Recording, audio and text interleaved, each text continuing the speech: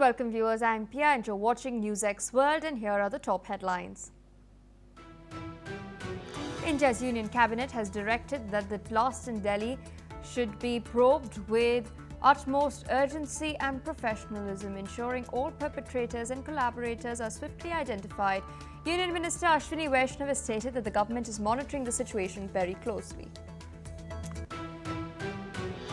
Ukraine's Energy Minister Svitlana Grinchuk has announced her resignation hours after President Volodymyr Zelensky called for her dismissal over a major corruption scandal in the energy sector. Grinchuk denied any wrongdoing, stating that she had not violated any laws.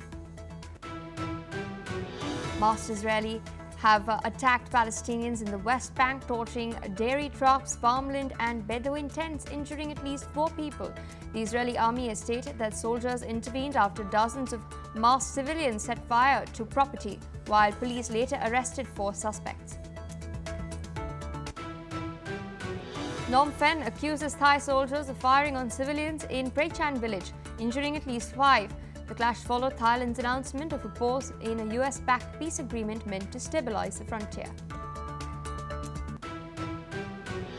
Newly released emails show Jeffrey Epstein mentioned US President Donald Trump multiple times over 15 years in correspondence with Ghislaine Maxwell and author Michael Wolff. The messages include claims that Trump knew about the girls, although he has not been accused of any criminal wrongdoing. The UN's nuclear watchdog, the IAEA, has urged Iran to allow inspections of its nuclear material, warning that its highly enriched uranium stockpile poses serious proliferation risks.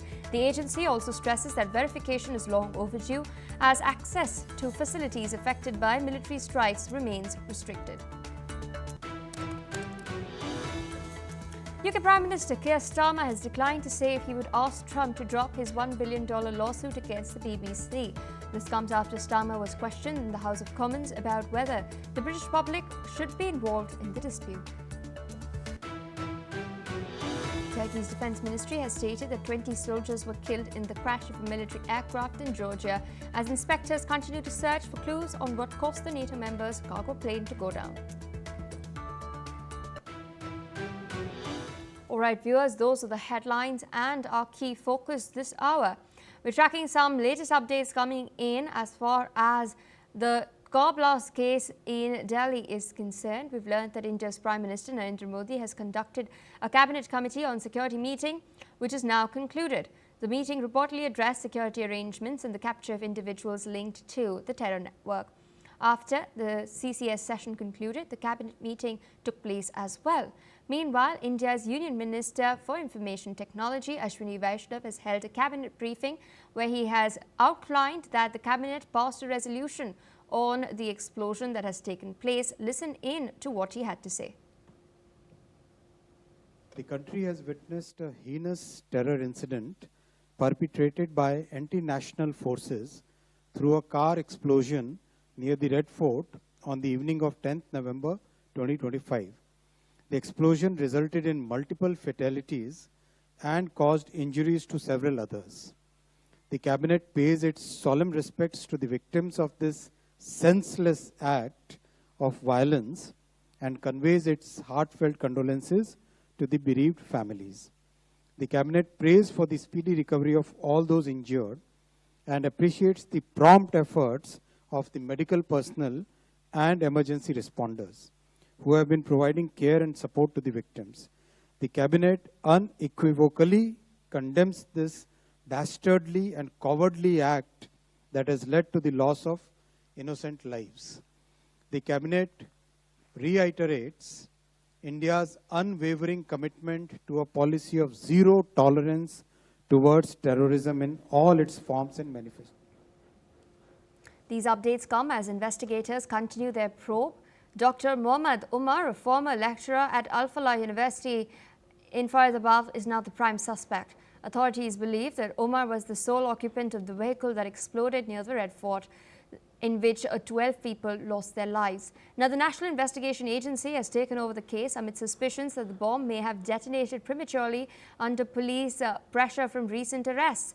Delhi police have also identified 3 alleged co-conspirators, Dr. Adil Ahmed Rathar, Dr. Muzammil Shakil and Dr. Shaheen Shahid, all with medical backgrounds. Al-Falah University has denied any link to the suspects or the storage of hazardous materials on campus. Of course, the two doctors formerly working in Jammu and Kashmir, later associated with Al-Falah University in the NCR region, have come under the radar. We of course know that Dr. Muazzamil was terminated from his government service in J&K by the LG's order earlier. And in fact, another doctor, Dr. Nisarul Hassan, has now also been taken into police custody for questioning regarding possible links to a terror module. Investigations are of course underway. Security agencies are probing deeper into their connections. Remember, this all started with JEM posters, that is posters of the Jaish-e-Mohammed being put up in Srinagar, which led to the J&K police conducting a manhunt behind who exactly was putting this up. It had led them to Dr. Adil Ahmed Rather.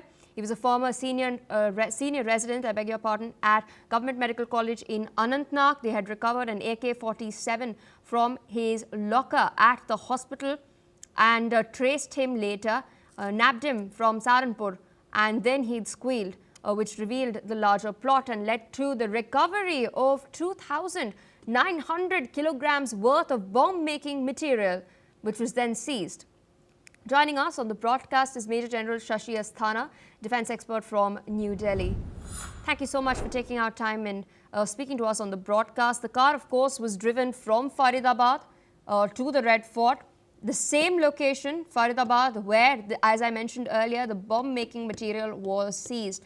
This, of course, points to a whole nexus that was then uncovered by India's intelligence agencies. Clearly, considering the sheer amount of the material that was recovered, something catastrophic was being planned, which was then successfully busted and thwarted. But this particular blast did take place after the whole raid and the revelations regarding the larger raid had come to light. I want to understand from you then, was this particular blast then a premeditated plan, or could the prime accused, in a bid to attempt to flee in the aftermath of these raids, trigger the detonation on his way to escaping? See, given the circumstances and the sequence of events which you just narrated, it is quite evident that once the plot was uncovered, then Dr. Umar, he knew that he will be caught. Maybe it's a matter of time, and therefore perhaps he thought that whatever explosive he has in his car, he can flee with that car and then perhaps do something before he is caught. So maybe that it could be a panic reaction, or maybe that it could be an accidental blast because he was carrying those detonators. Mm-hmm. But what is important is that this was certainly not a prepared charge or a prepared, shall I say, a bomb, because that could have been more devastating. Indeed. Given the amount of explosives which they had. Indeed, there was no crater also. There was no crater also that had been formed over there. So experts, as you've also pointed out, have been stating that this might have been incomplete at the moment. On the other hand, we're getting some fresh news coming in. We do know that the NIA has taken over the probe, but some fresh developments. We're now learning that a team of the NSG has arrived at Khandawali village, where the police have seized a red eco-sport suspected to be linked to the prime suspect, Dr. Umar un Nabi. There were, of course, reports circulating around earlier that apart from the Hyundai i20 that was bought by Dr. Umar's brother earlier, there were two other cars, including a red EcoSport that was also bought. But in the larger scheme of things, I also wanted to understand this whole nexus that has been, unveiled, that has been revealed regarding the Faridabad module, or whether it is Dr. Mohammad Umar, Dr. Adil Ahmed Rather, or even Dr. Shaheen Shahid from Lucknow, Dr. Muzammil Shakil, who is also a part of the Al-Falah University. And what's taken place in Hyderabad as far as the recovery by the Gujarat ATS regarding the sheer amount of ricin and castor oil that was recovered, which was allegedly an ISI Khorasan province plot as well. Yeah. All of these are highly educated medical professionals who've been engaged in plotting these attacks. What does this speak of radicalization? See, let me explain whatever you have narrated in a professional manner. See, we call it as fourth generation warfare. And in this warfare, what happens is that these terror groups also reinvent that if you can target and radicalize the educated people, people who are responsible in the society, like doctors, then the chances of deniability and the chances of detection they reduce, number one. Number two, these are self-actuating groups because their motivation level as well as the understanding level is little higher. So this is a new model which is coming up. Not that the IS has used it earlier as well. And as you mentioned very rightly, the biological terrorism model which was being uncovered in Gujarat, that was also part of the IS only. So all these terror groups, they also learn after every episode.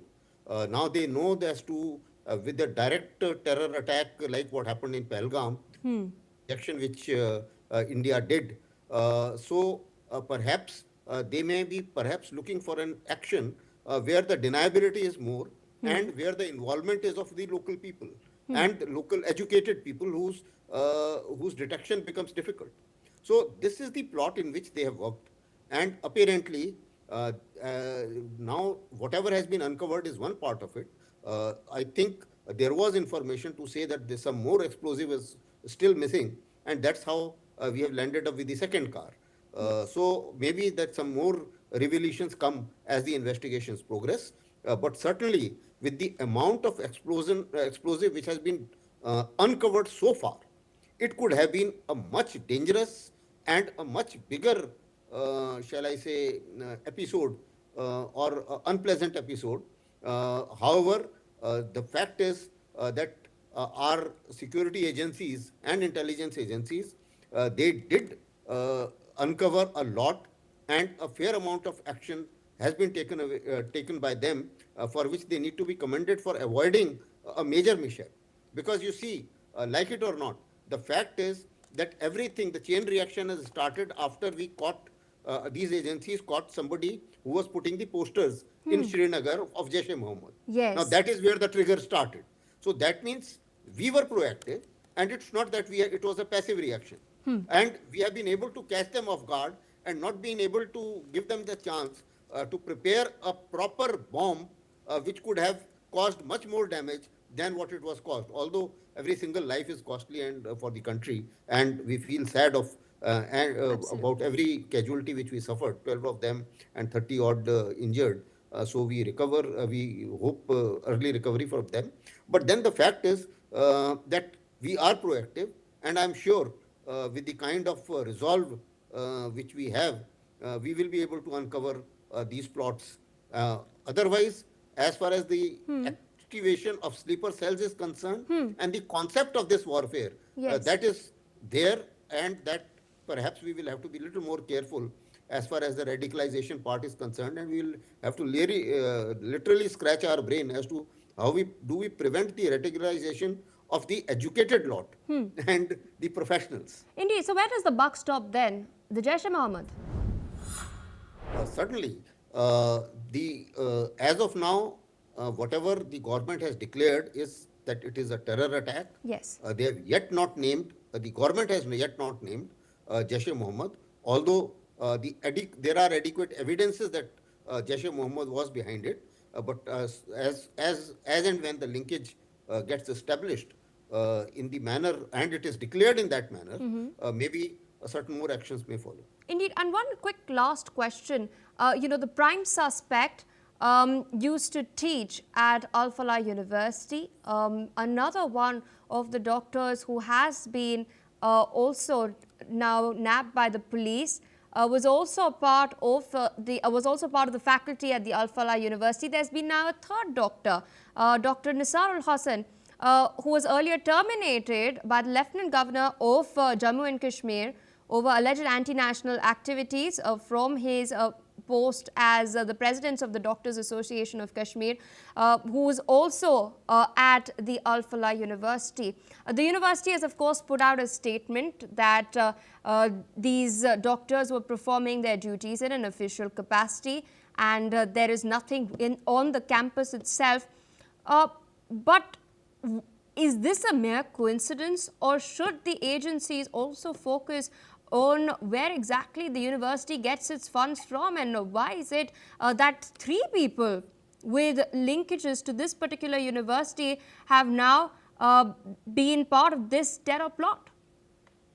I think the university appointments and the chairholders, they all must be investigated thoroughly. For the simple reason, because 2,900 kilograms of explosive, it's not a joke. Yes. And accumulating that amount cannot happen without anybody not knowing it. Secondly, as far as we are concerned, as far as India is concerned, let me put it in non-certain terms, that we have to fix this problem of the collaborators not being convicted appropriately. This has happened, lingered for quite some time. There are far too many sympathizers of the collaborators when they get into trouble. And unfortunately, they don't get the kind of treatment and the kind of punishment which they deserve, because they are no less culprit than the actual terrorists. Now, in this particular case, I would say that the officials of the Al Falah University, either they were ignorant, so then they need to be thrown out if they were ignorant, and if they knew about it, then they are collaborators and should be dealt accordingly. So I don't think we should take it at the face value that they were all performing their jobs very well. Similarly, what is their system of recruitment? If somebody was terminated in Kashmir, how did he get a job so easily in Al Falah University? And while conducting those interviews, I'm sure somebody is supposed to check as to what were you doing last time and how did you leave the previous job. So there are far too many questions which I'm sure the investigative agencies will find answers to, because presuming that now everybody will say, all their relatives will say, no, we don't know anything. But that is quite natural. Investigators have to perhaps go deeper, and I'm sure they will do. All right, Major General Asthana, I'd like to thank you for taking our time putting that into perspective. Of course, the biggest takeaway is that the government of India has come out and branded what has taken place as a terrorist attack. Remember, 12 people have tragically lost their lives. In more news, now we're tracking from Ukraine. We're now learning that Ukraine's energy minister, Svitlana Grinchuk, has resigned shortly after President Volodymyr Zelensky called for her removal. While confirming the details of her resignation, Grinchuk has strongly stated that she had not violated any laws while in term. Official reports indicate that she had not been charged or named by investigators as having profited from the alleged kickback scheme, which is estimated to involve around $100 million. The whole scandal, of course, centers on the state nuclear power company and involves several other businessmen and company executives.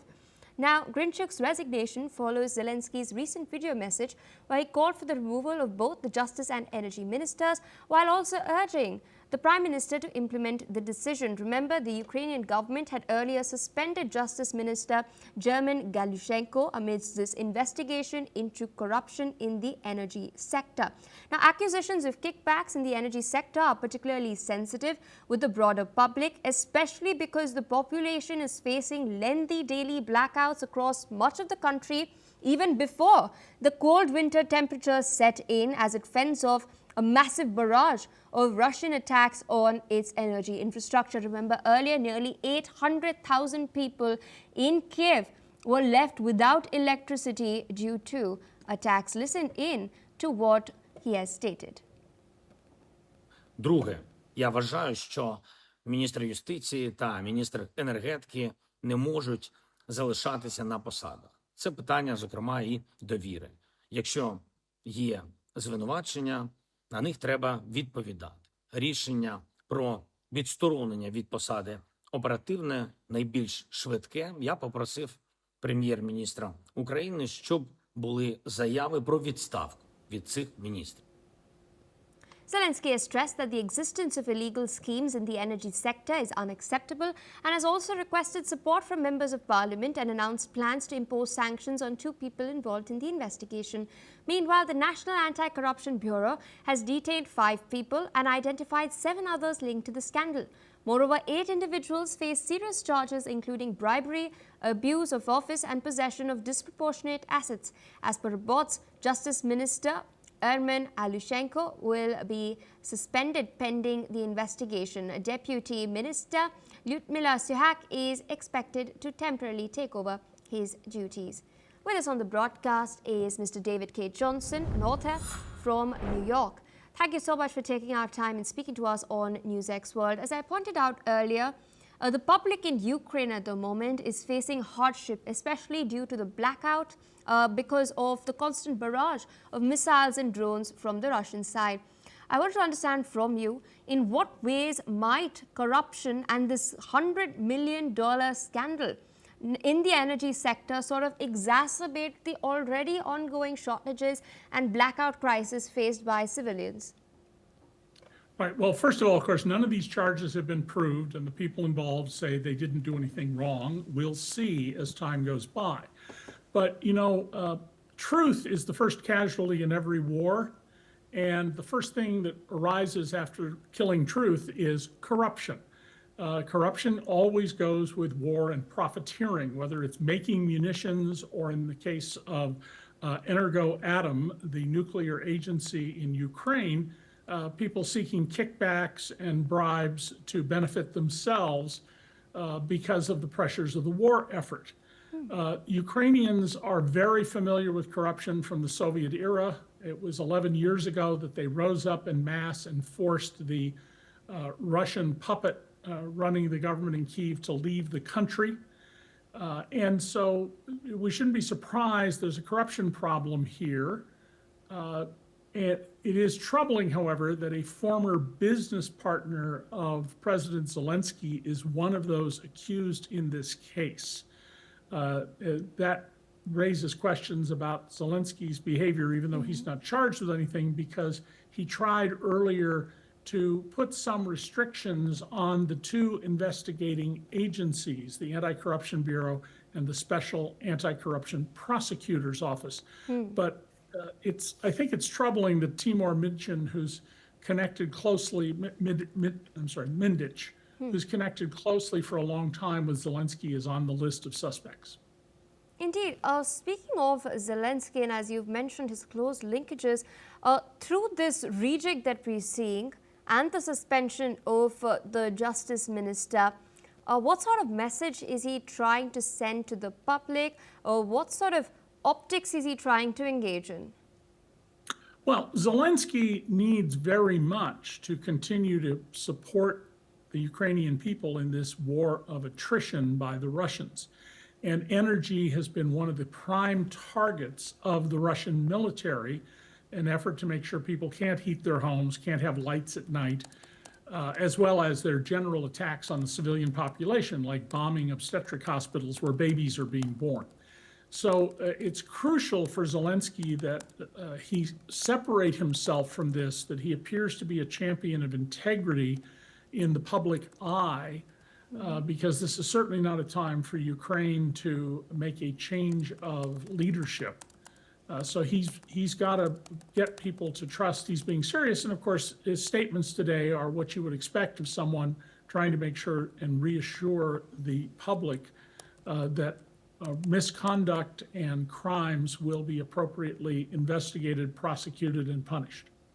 Indeed, and I also wanted to understand from you what could have, in fact, driven Ukraine's energy minister Svitlana Grinchuk to resign. Of course, Zelensky has been calling for removal, but she has also stated that she's not violated any laws while in term. So what could have prompted her to take this step? Well, we should expect people to say, I didn't do anything wrong. That's why we have prosecutions. And there's no indication that any of the 12 people have turned state's evidence against the others, though you can be sure that's the #1 goal of prosecutors, is to get one or two of the smaller fish to turn in the bigger fish. You resign because you're then in control of what happens to you. It's less of a stain on your record. Even if you're found later to have done nothing wrong, you're in a position to say, you know, I resigned, I did the right thing, I took the moral high ground, even if your behavior, if you're convicted, shows you took the moral low ground and you were profiteering. All right, so with that, I'd like to thank you for taking our time and, of course, sharing your analysis of what's been transpiring as far as this corruption scandal in Ukraine is concerned. Of course, how it plays out remains to be seen. Remember, hundreds of thousands are suffering through blackouts as the energy infrastructure, the power grids, continue to be attacked. Meanwhile, viewers, we're shifting focus to more news coming in, this time from the Middle East, the West Bank, to be very specific. Masked Israelis attacked Palestinian communities in the West Bank on the 12th of November, injuring 4 people and causing significant property damage. Now, according to the Israeli military, these civilians hurled stones and set fire to dairy trucks, farmland and Bedouin structures in Beit and Deir Sharaf. Palestinian officials, meanwhile, have reported that 3 individuals were treated for injuries from beatings. The United Nations has also come out to report that settler attacks have reached a record 264 incidents in October. The Israeli military also stated that soldiers intervened and 4 Israeli suspects were arrested for questioning. Listen in to what some of the local Palestinians had to say. اجوا ولعوا الشحن هذا اول شيء ونزلوا هون ولعوا السياره هاي نزلوا ولعوا القش وبعدها ولعوا المخزن هذا تاع المواد التموينيه بعدها فتحوا على الغنم وعلى العجول وسوقوهم مع بعض. بيجي 200 مستوطن هجموا علينا من هين، هان النتش هذا كله كان مستوطنين. من اجوا طب المستوطنين؟ من جبل من هين، من منطقة بيت ليد. جايين مشي. الجيش كان واقف في المحل سيارة هذول 7 جبات. هم واقفين الجيش دخلوا مستوطنين رموا فيها قلبلي اشتعلت من ما تفجرت واشتعلت. طبعا كانوا كلهم غير العصي غير الهاي حاملين الاناني المونيتوف والشنط حاملينهم يعني وإلهم تنظيم مباشر انه كيف انه يشتغلوا كيف انه بدهم يبلشوا يحرقوا. واحد هو اللي بيفتح، واحد هو اللي بيرمي البنزين على السياره، واحد هو اللي بولع، غير الجزئية الثانية اللي كانوا بلفوا بكسروا في المستودع في الإزاز. حاولوا يدخلوا علينا على المستودع الساحة الداخلية، عندنا كمان ساحة، حاولوا يدخلوا علينا، احنا سكرنا الابواب يعني الشباب ضلينا نحاول نصطدام معهم. With us on the broadcast is Mr. Ali Mohammed Abushbak, Middle East researcher, joining us from Cairo. Thank you so much for taking our time and speaking to us on NewsX World. We've seen a spate of these unprovoked attacks taking place against Palestinians in the West Bank. It also comes in the aftermath of the Israeli parliament voting to give preliminary approval to a bill to impose Israeli sovereignty on the occupied West Bank. This move is tantamount to annexation of Palestinian territory. It's a blatant violation of international law. We've seen statements come in earlier from Donald Trump that he will not allow this to happen. But regardless of his statements, this bill has been passed now and we're seeing these attacks also take place. What sort of intervention is required at this point to ensure that the situation does not spiral out of control and we don't see a repeat of the destruction, the devastation that has taken place in Gaza? Thank you for having me. The thing is, the situation in West Bank as well as in Gaza, it's still volatile, and that the Israeli settler attack against the Palestinian civilians in West Bank, it's increased, and it's observable since the October 7 up to now under the cover of the Israeli soldier and protecting them to conduct such kind of attack and destruct the area and the properties of the civilians in West Bank. This is a frequented events happen continuously in West Bank, and as we know in Gaza there is a several of violating of the ceasefire up to now. Things is it's going incredible. And I guess if the situation is maintained and handled by the Israeli soldier and Israeli police like this, maybe it will explode at any time, like we will witness an lone wolf attack like what we have seen last 2 months when the Palestinian civilians from West Bank, they are conducted uh, a gun attack against the Israeli settler and killed the Israelis Hakam or Israeli religious man in Jerusalem. So these kind of events, this kind of attack from the Israeli settler may spark the situation to be more worried than before and more worried than we are witnessing this time. All the human rights organization, local human rights organization or a global human rights organization, they confirmed the Israelis' violation on the ground from the settler killing the civilians in whole West Bank, not only in Ramallah, in Jericho, in Nablus, in Hebron, in several of areas that make the situation more incredible on the ground from West Bank. And I hope that will not increase the Palestinians' attack against the Israeli as taking retaliation against what is happening, because they are desperate civilians and they are hopeless. They will not do anything against the, in front of the Israeli settlers' attack. May they will take the retaliation and conducted, like I mentioned, lone wolf attack against the Israeli settler. So with regard the Israeli's parliament also, I also here I could mention that the Israelis ministry, Itamar Ben Gvir and Smotrich, who's disseminating the hate speech on Israeli media, Yes. maybe they are motivating the Israeli settler to conduct such kind of attack, and that's make the situation more volatile. We hope this struggle will end, and we will hope that the peace will be again remain and the ceasefire in Gaza and West Bank as well. But here also, I guess they are trying to create some attack or some conflict in West Bank to turn the attention from the Benjamin Netanyahu's trial. Here the corruption trial against Benjamin Netanyahu toward the situation in West Bank, as well as there is a deployment. There is deployment of the Israelis tank in South Lebanon. We have seen now several of footage shared on social media. The Israeli tank start taking a place in Lebanon. That's also giving a sign if the Israel going to attack Lebanon again, or how is the situation will be. Indeed. Yeah. Indeed. And, there have been some reactions coming in as far as Israel's bid to annex the West Bank is concerned. This has been condemned by Qatar, by Saudi Arabia, by Jordan as well. Interestingly, there was also a remark by Marco Rubio, U.S. Secretary of State. He stated that this is not something that the United States is supportive of. And in fact, the US thinks it's threatening to the peace deal that was reached in Sharm el-Sheikh in Egypt, and that it is counterproductive to peace efforts. In light of all of these statements, of course, the larger picture is reaching a two-state solution, which is, as a lot of people say, the most conducive conclusion to this long drawn-out conflict. Does the Israeli bid to then completely assert their own sovereignty on Palestinian territory thwart any sort of efforts to then realize a two-state solution?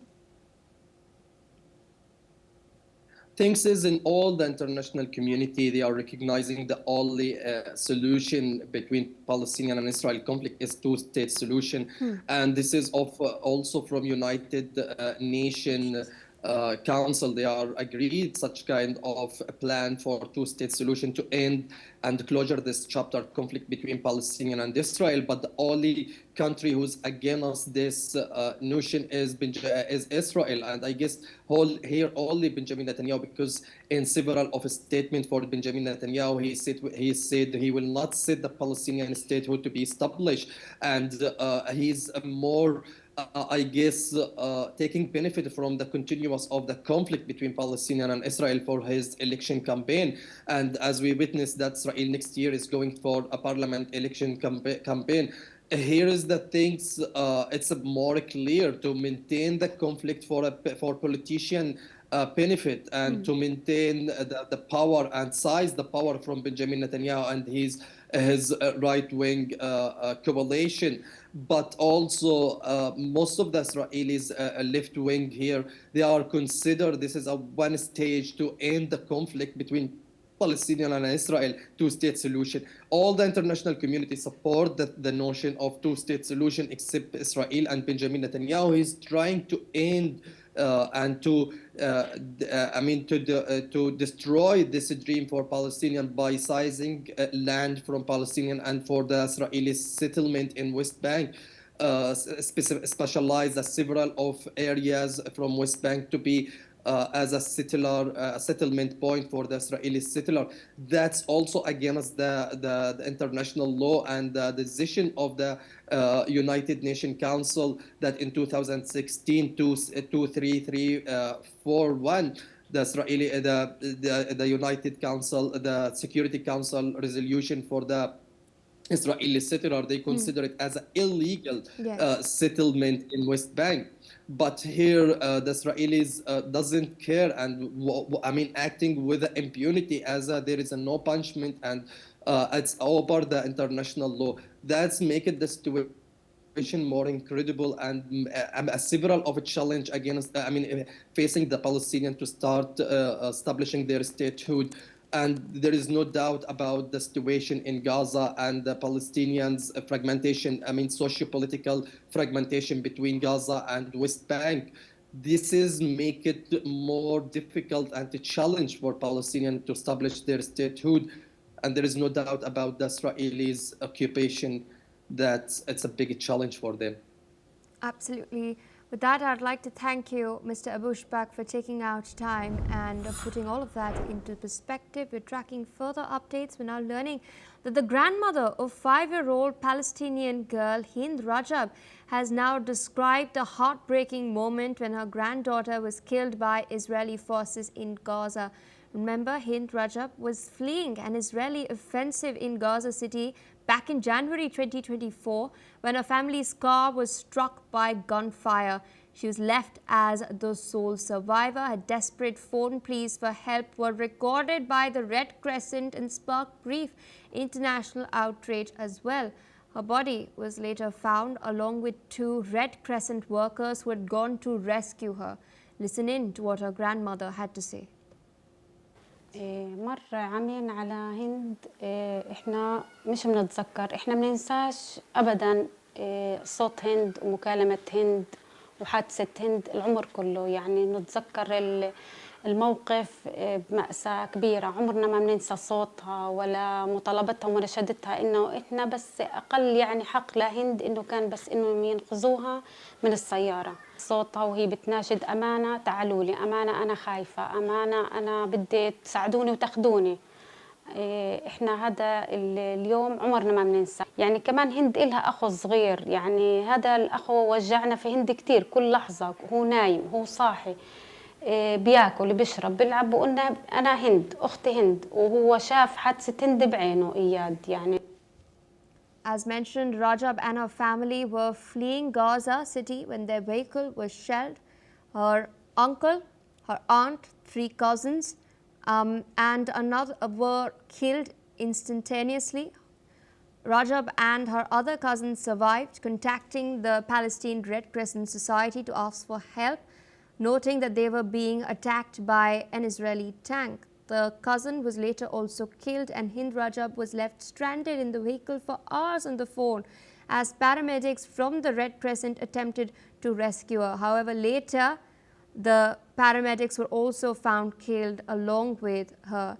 Israel claimed that there were not any troops present in the neighborhood and denied carrying out the attack, but later investigations by media outlets relying on satellite imagery and visual evidence concluded that a number of Israeli tanks were indeed present and one had likely fired 300 and 35 rounds on the car that Rajab and her family had been in. Remember, she was just 5 years old.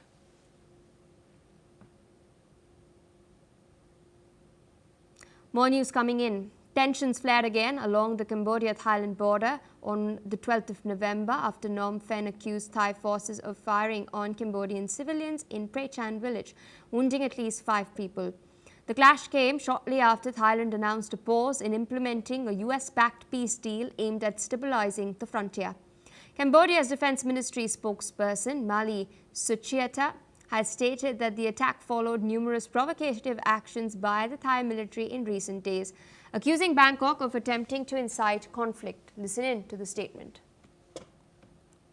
នៅវេលាម៉ោងប្រមាណ 15:50 នាទី យោធាថៃបានបើកការបាញ់ប្រហារមកលើប្រជាពលរដ្ឋខ្មែរនៅក្នុងភូមិព្រៃច័ន្ទ ឃុំអូបីជាន់ស្រុកអូជ្រៅខេត្តបន្ទាយមានជ័យដែលយោងតាមព័ត៌មានបឋមពីអាជ្ញាធរមូលដ្ឋានករណីនេះបានបង្កឲ្យមានរបួសធ្ងន់ស្រាលដល់ជនស៊ីវិលចំនួន 5 រូបរហូតមកដល់ម៉ោង 16:20 នាទី ទើបសភាពការត្រឡប់ទៅស្ថានភាពស្ងប់ស្ងាត់ជាតិនៃព្រះរាជាណាចក្រកម្ពុជាសូមប្រកាសថ្កោលទោសយ៉ាងដាច់អហង្ការចំពោះទង្វើអមនុស្សធម៌ដ៏សាហាវឃោរឃៅនេះបង្ហាញយ៉ាងច្បាស់ការដែលភាគីថៃបានរំលោភបំពានលើសេចក្តីថ្លែងការណ៍រួមស្តីពីកិច្ចព្រមព្រៀងសន្តិភាពរវាងកម្ពុជាថៃដែលភាគីទាំងពីរបានចុះហត្ថលេខាកាលពីថ្ងៃទី 26 ខែតុលា ឆ្នាំ 2025 ដែលការចុះហត្ថលេខានេះដោយនាយករដ្ឋមន្ត្រីនៃប្រទេសកម្ពុជានិងថៃក្រោមសាក្សីរបស់អាដាម Donald Trump ប្រធានាធិបតីសហរដ្ឋអាមេរិកនិងអាដាម Anwar Ibrahim នាយករដ្ឋមន្ត្រីម៉ាឡេស៊ីនិងជាប្រធានបដូវវេនអាស៊ាន In more news, a significant development has taken place as Algeria has agreed to pardon renowned French-Algerian writer Boualem Sansal following a request from German President Frank-Walter Steinmeier. According to a statement from the Algerian presidency, the decision to release Sansal comes after a year of detention, with the 81-year-old now set to be transferred to Germany for urgent medical treatment. Sansal, who suffers from prostate cancer, was detained for reasons related to his critical stance on the Algerian government. The presidency confirmed that Germany would oversee both his transfer and medical care, and this move comes after growing international pressure for his release. Boualem Sansal is best known for his literary works that often address themes of freedom and political repression.